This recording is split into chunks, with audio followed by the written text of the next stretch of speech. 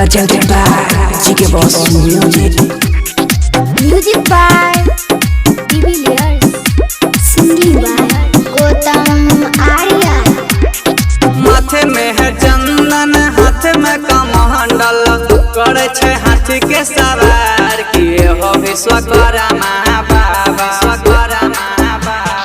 माथे में है चंदन हाथ में कमंडल करे छे हाथी के सवार किए हो विश्वकर्मा बाबा।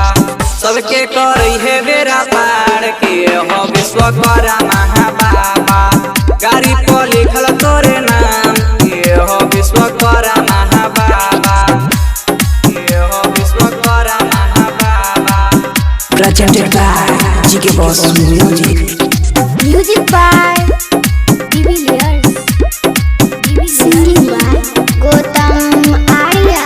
17 सितंबर का होय छा पूजा पाठ हो तोरे मान छा बाबा सबे गुरुदेव हो सबे गुरुदेव बाबा सबे गुरुदेव हो।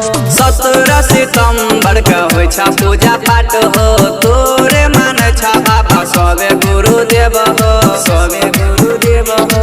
तोहरे कृपा से दुनिया चलै छ पूरा संसार किए हो विश्वकर्मा बाबा। गाड़ी पर लिखल तोरे नाम किए हो विश्वकर्मा बाबा।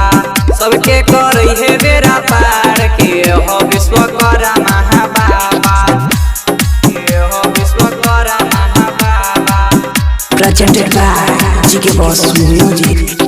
Music by Divilliers. Singing by Gautam Arya. बाबा विश्वकर्मा तोहर महिमा महान हो तोरे मंदिर में बाबा होय छ गुणगान हो होय छ गुणगान बाबा होय छ गुणगान हो। बाबा विश्वकर्मा तोहर महिमा महान हो तोरे पंडाल में बाबा होय छ गुणगान हो होय छ गुणगान हो। गौतम आर्या के भजन बजैब नाचत पूरा पन डहाल किए हो विश्वकर्मा बाबा।